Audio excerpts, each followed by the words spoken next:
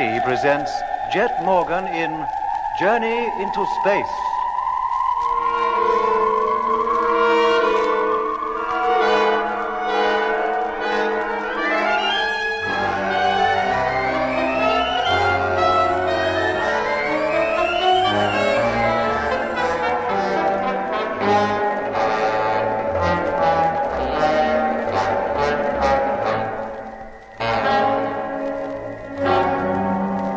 Lemmy and I were prisoners.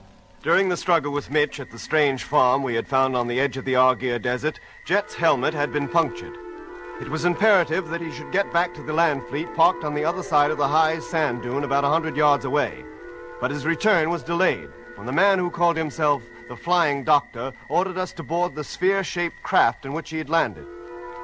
However, on the way to the ship, Lemmy pretended to faint, and in the confusion, while Lemmy and I kept our guards busy, Jet was able to make the break and get back to the trucks. Dressed as we were in our bulky spacesuits, Lemmy and I were no match for the four men with whom we fought, and we were unable to effect an escape ourselves. In fact, we were left with no choice but to enter the spherical ship, which rapidly bore us northwest toward the Martian equator, leaving Jet alone in the trucks with McLean, who still, in a mysterious hypnotic sleep, lay on one of the bunks in the living quarters. Hello, Polar Base. Land Fleet calling. Come in, please. Polar Base to Land Fleet. Rogers speaking. Receiving you loud and clear. Oh, hello, Frank. Thank goodness you can hear me anyway. Have you been calling anybody else then, Skipper? Yes, Lemmy and Doc, but I got no reply from them. Where are they, sir? Outside or in the other truck? Neither. They've been taken prisoner and carried off in that spherical ship you saw on the roof of that city in the canal. What? Yes, Frank.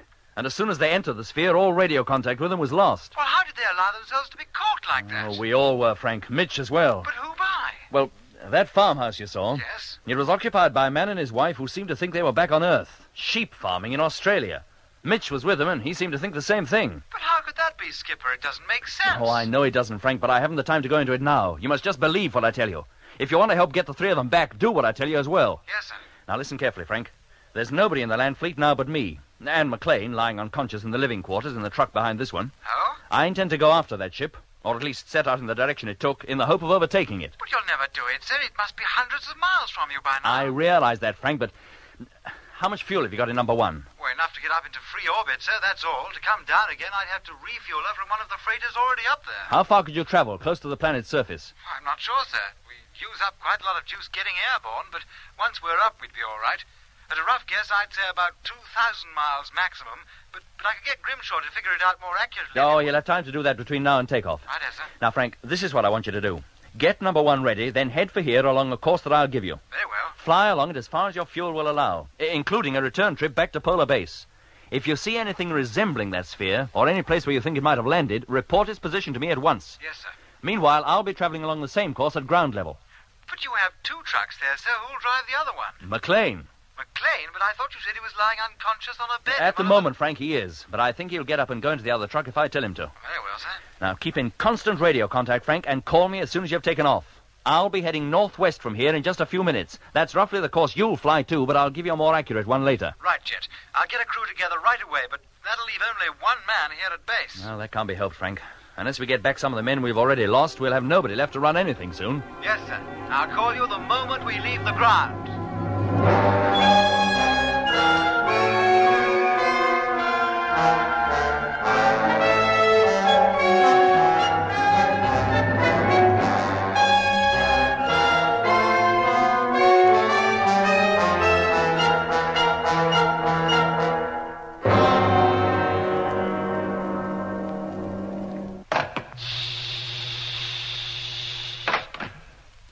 McLean. McLean. McLean, can you hear me talking to you? I hear you. Do you know who I am? What are your orders? Orders are that you get off that bed. Do you hear me? Get off that bed. That's it. Now listen carefully. You're to leave this truck and go into the next, into the driving cabin. Once you're there, you'll switch on the truck-to-truck radio and seat yourself in the driving seat to await further orders. Do you understand these orders? I understand them, and orders must be obeyed without question at all times. See that they are. Now leave this cabin and go into the next truck. He's going, too. When he he's in this state, Doc's not the only one who can control him. How about your suit, McLean? I do not need a suit. To me, the atmosphere is perfectly breathable. Going into the airlock anyway. Oh, let's hope this works. It's got to work. Now he's opening the main door. And he's going outside. Oh, let's hope he doesn't take the chance to escape. Hello, McLean? Hello, McLean, can you hear me? Of course he can't. With no suit on, how could he? Well, there he goes. Walking over to the next truck. And letting himself in. He's doing exactly as I tell him. At the moment. But if he receives orders from anywhere else, goodness knows where we'll end up. I am now in the driving cabin. Orders have been obeyed. Good. Now switch on the motor. Motor on. In a few moments, I'll be driving this caravan along a course towards the northwest. I want you to follow it until further orders. And keep close behind me. Is that clear? Orders understood. Fine. Now, are you ready? I am ready. Then let's go. Hello, Polar Base. Land Fleet calling. Come in, please. Hello, Skipper. Grimshaw here. Oh, hello, Grimshaw. Where's Frank? Oh, he's busy getting the ship ready, Skipper. Shall I get him? No, there's no need. Just tell him the two caravans are now underway. I'm in the first and McLean is driving the other. Yes, sir. I shall proceed at maximum rate and expect number one to fly over me on its way out. Yes, sir. That's all, Grimshaw. Thank you. And tell Frank to tolerate no delay in getting that ship ready. Every second counts. Oh, you bet I'll tell him. We'll call you later, Skipper. Good. Thank you.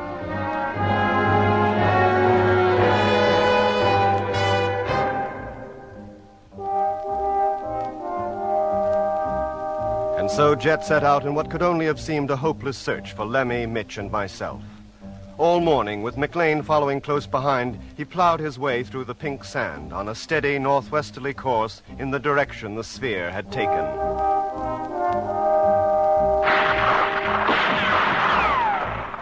As he passed by the farmhouse, he was greeted with a round of shots from one of the windows. It was the sheep farmer's parting gesture. If he thought he could prevent Jet's departure by this method, he was very much mistaken, for the bullets from his gun were certainly not powerful enough to penetrate the tough, if light, outer skin of the land fleet vehicles. An hour later, the farm was out of sight, and for the first time since we got underway, Jet had a call from Polar Base. Hello, Jet. Frank Rogers calling. Oh, hello, Frank. We've taken off, sir, and are heading in your direction now. Good for you. Should be flying over you in a couple of hours. You're quite clear about what you're supposed to do. Yes, sir. Don't worry. We understand it perfectly. Incidentally, sir, we now find we have enough fuel for a flight of 2,300 miles maximum. That should take us a considerable way beyond you and back to base again. Very well, Frank. I'll keep a lookout for you.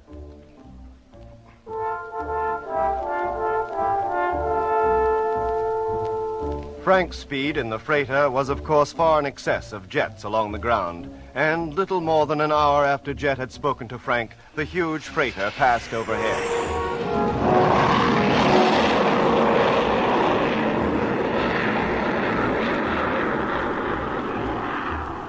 And within a few moments had become a mere speck on the horizon in the direction the sphere had taken.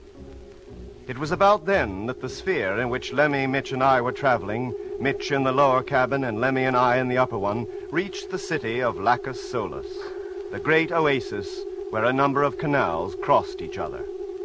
What kind of place is this, Doc? And look at the size of it. It makes that other city we saw look like a back street.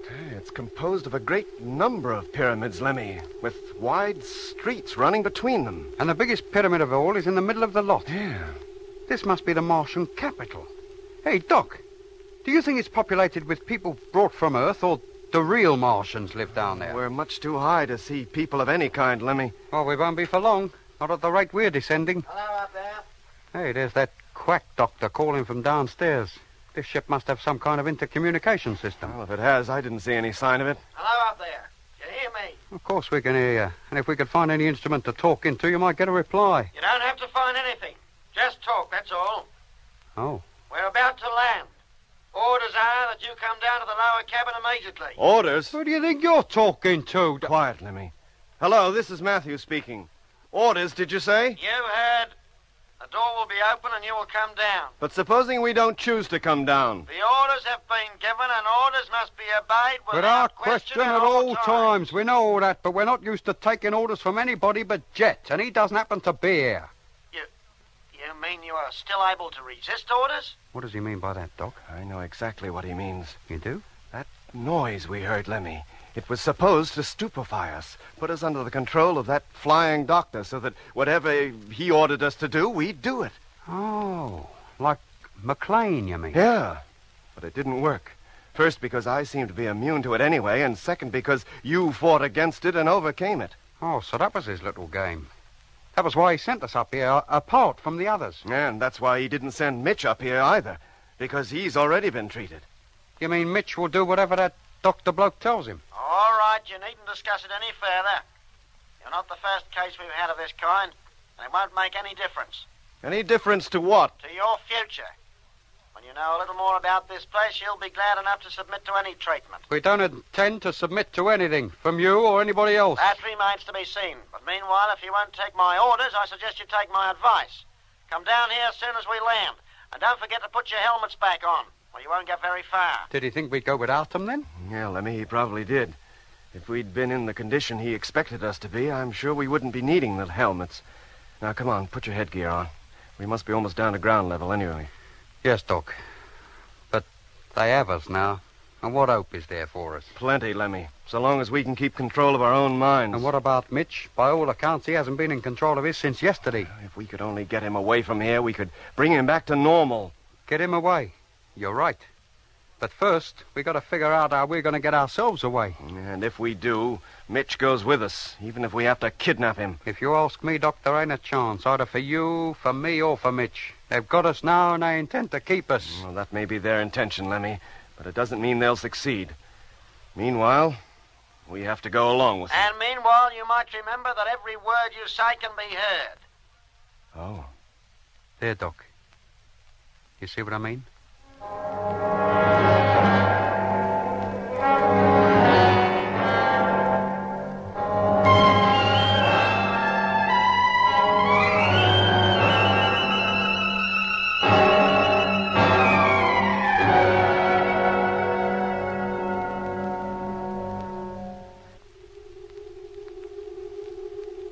Put your helmet on, Lemmy. We should touch down any moment now. Yes, Doc. And while we're about it, we'd better test the radios, too. How's that? I can hear you. Seems to be working all right. Yeah, mine, too. Pity we can't call up Jet. Tell him what's happening. He must be hundreds of miles behind us now. He'd never hear us. No, Doc. Hey. Listen. What, Lemmy? What can you hear? Nothing. Nothing. I mean, we must have landed. The noise has stopped. Yeah. Let's get over to the window. Yes, we've landed all right. On the roof of the giant pyramid, as I thought we would. And look down there, Doc. That street, it's got traffic in it. And people. Yes, and peculiar-looking traffic it is, too. Yeah, it looks like a lot of giant ladybirds on wheels. And just about as colorful. Well, the different colors are probably a means of identification. All right. Hold it, Doc. Sounds like his nibs is coming. Very well, gentlemen. If you're all set, let's go. Where to? Down to the other cabin for a start, and we'll all be together again. Not the way I was expecting, but we're all here anyway. What do you mean, not the way you was expecting? I thought we might have had the pleasure of all at least looking like normal human beings. But as you two prefer to remain as you are, you still have to wear those monkey suits.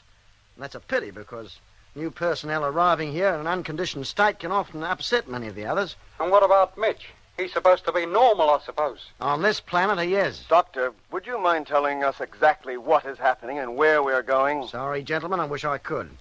Merely carrying out my orders to condition you and bring you here. But we're not conditioned, not Doc and me. No, but at least you're here. It hasn't been a bad haul, really. You two, the two gentlemen who are now my assistants, Mr. Mitchell and the one you call McLean. McLean? But he's back in one of the land trucks with Jet. At the moment, yes, but his orders were to bring Mr. Morgan here, and I've no doubt he will. When orders are given, they're always obeyed. And after Mr. Morgan, there aren't many of you left, are there? Aren't there? We know a good deal, Dr. Matthews. We knew when you left the moon and the scheduled time of your arrival here on Mars. Mars? Then this is Mars. You admit it? To you, of course. Well, why to us? And if this is Mars, what are you? Why do you go around telling everyone else you're a flying doctor in Australia? Because, Mr. Barnett, there happen to be a lot of Earth men and women living in the Aguirre Desert who believe they are in Australia. We like them to feel at home, like them to think they're surrounded by the things they're used to, and unlike you and Dr. Matthews, they're all very happy with the arrangement. But here they live under an illusion the whole time. Even on Earth, millions of people live under an illusion, often for the whole of their lives. Well, you haven't illusioned us. No, and more's a pity. You might have been a lot happier if we had. Hey? Now, how about going downstairs? The rest are waiting. One moment. You said you knew our scheduled time of arrival here. How? Full information was passed to us at regular intervals. By Whitaker? That's right. Of course. Pity about him. He was very valuable to us. We could get him to do almost anything. So Whitaker was one of you? Yes, since 1924. Before then, he was on Earth, leading the normal, dull, earthly life.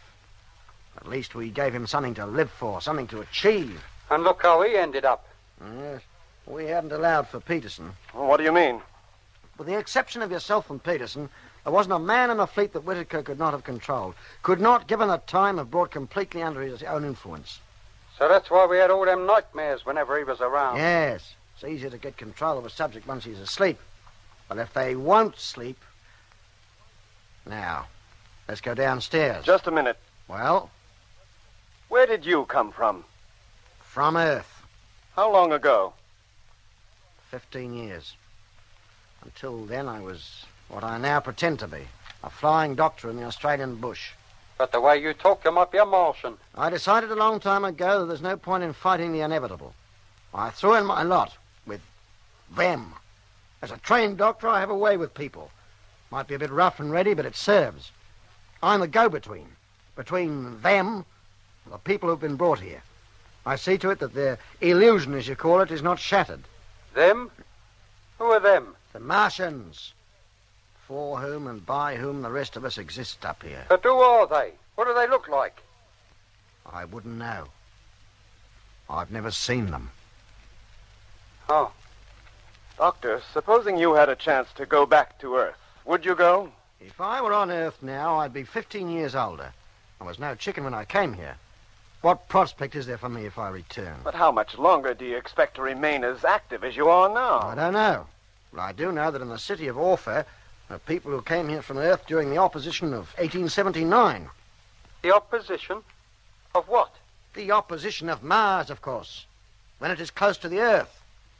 That is when our ships leave to pick up new personnel.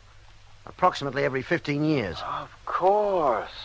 Whitaker in 1924, that sheep farmer and his wife in 1939, and I expect we'd find people on this planet brought here in 1896, 1909, 1956. And 1971. Yeah, and we, the clever lot, we brought ourselves here. And you were the first. The others came by the usual method, as I did. How did it happen? In those days, there were lots of reports of flying saucers being seen, particularly in America. Yeah, that's right. I remember when I was a kid, a fellow in California wrote a book about it. Said he'd not only seen a flying saucer land, but he'd actually spoken to one of the crew. That's right. And a lot of eyewash, or so I thought at the time. And then I saw one myself, actually down on the ground in the Simpson Desert, west of Bandama. Go on. Well, naturally, I was curious and approached close enough to photograph it. Then the door opened and a man came out. He spoke good English, invited me to look around. 5 minutes later, it took off, with me inside it. And now I'm here. I do as they tell me and make the best of it. Now, if you take my advice, you'll do as I've done and do as you're told. There's no escape. Neither you nor your fleet will ever get back to Earth. Now, is there anything else? No, I think that's enough to be going on with. Thank you. Very well. Let's go down, shall we? All right, Lemmy. Down you go. Thank you, gentlemen.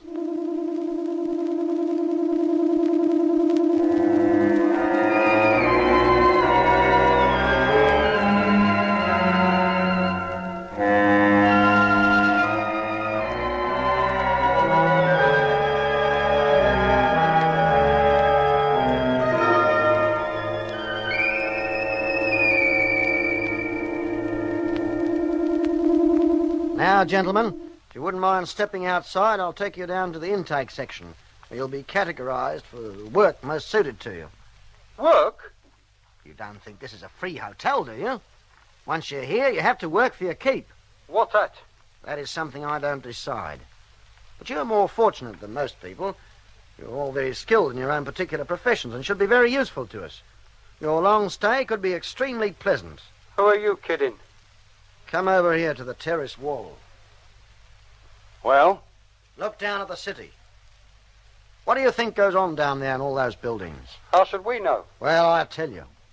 Each pyramid is a little city within itself, has its own citizens, a couple of hundred in each. Whether they're domestic staffs and their own medical staffs and directors of culture, leisure and sport. Our aim is to see that every worker is happy, well-fed, properly trained and highly efficient. Sounds marvellous. Just like a colony of ants. But what are they working for? To go back to Earth, eventually.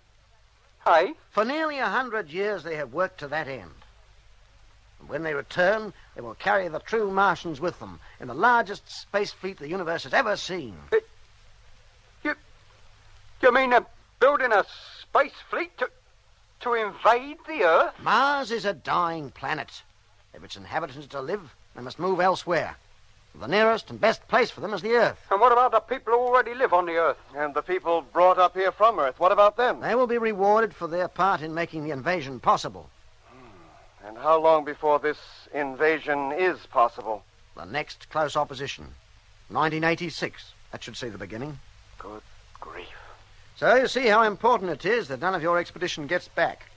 It's all too horribly clear. If the Earth knew what was in store for them, they might make preparations to resist. And... what's that? Sounds like a plane of some kind. Hey, Doc! Doc, look!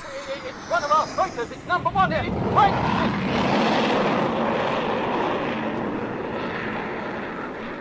I've got to get you down to the intake section right away. What's the hurry, mate? Do you think Frank might see us? Come on, do as you're told. Head down those steps to the next terrace. Not on your life. Are you going voluntarily, or do I have to force you? We're not Whitaker Jets, you know. You lay one hand on me, I'll give you a right-hander. Come on. Oh, blimey, Doc, he went over the wall. Straight down to the next terrace. It was a lucky blow, Lemmy. Come on. Lucky, I might have killed him. Look at him. He just lies there and he don't move. Come on. We haven't got time to worry about him. We've got to get away before someone else comes up here. Hey, what's going on out there? It's Mitch. He's come out of the sphere to see what the ruckus was Keep about. him away from the wall, Lemmy. Don't let him look over. Yes, Doc. What's going on? Where's the doctor? Mitch, boy, he's gone down to the next terrace, Mitch. He says we're to wait in the sphere until he gets back. And what was that flew over just now? It was pretty low, wasn't it? Not as low as we would have liked. What? Hey, it sounds like it's coming back again. Yeah, it seems to be pretty interested in this part of the world, doesn't it? Hey, Doc, Frank must have seen us. And he is low this time. Frank! It's us, matey! It's Ruby and Doc! Number one. Freighter number one. Hey, Doc, did you hear what he said? Mitch, do you recognize that ship? Does it mean anything to you? I don't know. I never saw a plane of such size, and yet it seems vaguely familiar. Has its picture been in the paper or something? It certainly has, but not on this planet. On this planet? Mitch, go back into the sphere. But the doctor told you to wait there, didn't he? I'm all mixed up. Hey, what place is this? It's not Adelaide, is it? No, Mitch, no. Now get back to the sphere. Yeah, I guess I'd better. All right, Lemmy, come on. Where are we going? We're getting into that sphere, too. This is our chance to escape, to get back to Jet at least. Hello, Jet. Number one calling. Hey, listen, that's Frank, calling Jet up on the radio. And we can hear him. Hello, Frank. Hello? Hello, Jet. Will you repeat that, please? It wasn't Jet, Frank. It was me, Lemmy. Hold it, Jet, will you? I could have sworn I heard Lemmy's voice then, and pretty strong, too. I couldn't hear what you said. Hello, Lemmy. Come in, please. Hello, Frank. It was Lemmy you heard, and this is Doc. We can hear you, but not Jet. Can you hook us up, please? Yes, Doc, you bet I can. Where are you? On the roof of the highest pyramid. You just flew over it. Hello, Doc. I can hear you now. What pyramid? In the Lacus Solis, Jet. A whole city of pyramids. Lemmy, Mitch, Dobson, Harding, and I, and the sphere we came in are up here on the roof. A whole city, did you say? Yes, mate, and we got to get out of here and get back home. Quick, the Martians are planning to invade the Earth. They're what? And they've got some happy little ideas lined up for us and all. It's true, Jet. Stay away from this place, whatever you do. Yes, mate, if they get you, you've had it. You might never get back to Earth again. And Jet, watch McLean. He's been instructed to bring you here. But he does everything I tell him. Well, watch out for him just the same. The Martians aim to get us all, to prevent our warning Earth of their intentions. Doc, look. Are you quite sure you haven't been conditioned? Oh, blimey, mate, do us a favour. Do we sound as though we have? Jet, you must believe us. Let me tell Frank the whole story and have him relay it to the rest of the fleet in free orbit so that they can tell Earth. Yes, but supposing it's not true, we'd put the whole world into a panic. Well, that's better than being caught on the hop, isn't it? We must tell Control at least, Jet. What they do after that is their concern, but at least we'll have done our part. Very well, Doc. Go ahead. Frank, did you hear that? Yes, sir. Then hook Doc up. Right. I'll call you as soon as I've established contact. Jet, Yes, Doc? where are you now? Still crossing the Argeir Desert in your direction. Well, don't. Stay where you are. If Frank has enough juice, he can drop down and pick you up. Take you and McLean back to Polar Base. Yes, but what about you and Lemmy and Mitch? With luck, we might make it. But we'll have to hurry. I'll say. Hey, Doc, look. Coming up the steps, 4 men. Into the sphere, quick, But Lemmy. they'll just come in there after us. Go on. Yes, Doc. Hello, Doc. What's happening? Don't worry, Jet. I'll call you again later. Keep listening out. Right. Come on, Doc. They're running now. Be right with you, Lemmy. There. Yeah, and how do we close the perishing door? We haven't a clue how this ship works. We haven't, Lemmy, but Dobson and Harding have. Yeah. Dobson, close that door. Will they take orders from you? We'll soon see. Close the door, Dobson. Oh. And only just in time and all. Now what? We'll get them to take us off, Lemmy. Here, what's going on? Where's the doctor? And why have you shut him out? Sit down, Mitch, and keep quiet. Hello, Jet. Not before you tell me what's going on. Hello, Frank. Sit down, Mitch. We're all hooked up now, Skipper. Doc can go ahead just as soon as he likes. Did you hear that, Doc? Go ahead. Thanks, Jet. Oh, no. Listen. Look, we ain't got enough trouble yet. Must be their way of trying to stop us taking off. Trying to put us to sleep, you mean? You must fight it, Lemmy, as you did before. Yes, Doc, I will. Whatever happens, I must not go to sleep. Whatever Hello, happens... Doc. Go on. Frank is waiting. Hello, Frank. Can you hear me? Lemmy, you must not go to sleep. What was that, Doc? That wasn't me yawning, Doc. That was Mitch. Mitch. And Dobson. Oh, good grief. Dobson, take the ship up immediately. Take off and return to the Argeir Desert. Do you hear? Aye, aye. Something's happening. And whatever happens, I must not go Hello, to sleep. Frank.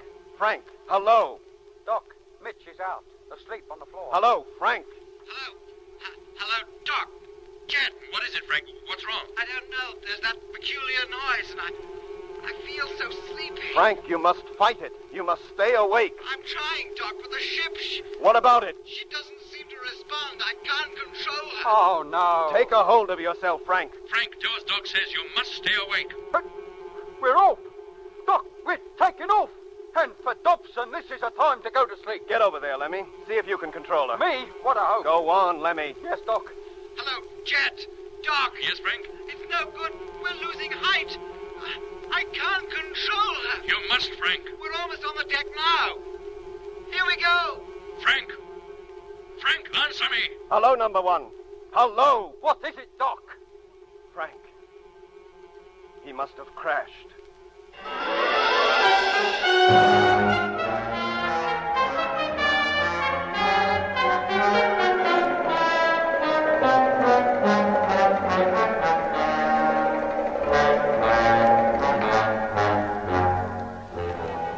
In episode 18 of Journey into Space, you heard Andrew Foulds as Jet Morgan, David Kossoff as Lemmy, Guy Kingsley Pointer as Doc, Bruce Beebe as Mitch, and with David Jacobs and John Casabon. The orchestra was conducted by Van Phillips, who also composed the music.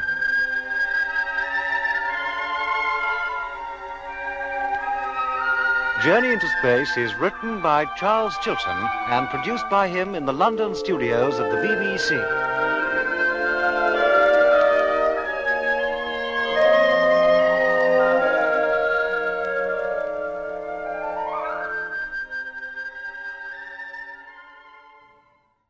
Enjoying the timeless classics on Golden Age Radio? If you're loving the nostalgia and captivating stories, consider supporting our channel with a tip. Your generosity helps us continue bringing you the best of vintage radio entertainment. Simply click on the link in the description. Thank you for being part of our community.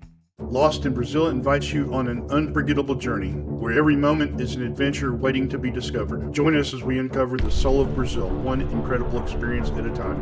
Click on the link in the description and embark on the ultimate Brazilian odyssey.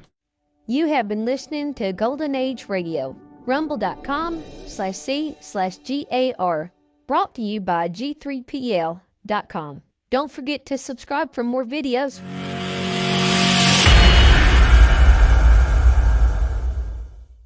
I would like to extend my sincere gratitude to Old Time Radio Research Group for their remarkable efforts in preserving and archiving the captivating world of old time radio programs. Their dedication to safeguarding these precious audio gems ensures that future generations can relish the enchanting stories, music, and entertainment of the past. Their invaluable contribution allows us to step back in time and experience the magic of radio history firsthand. Their link is in the description below.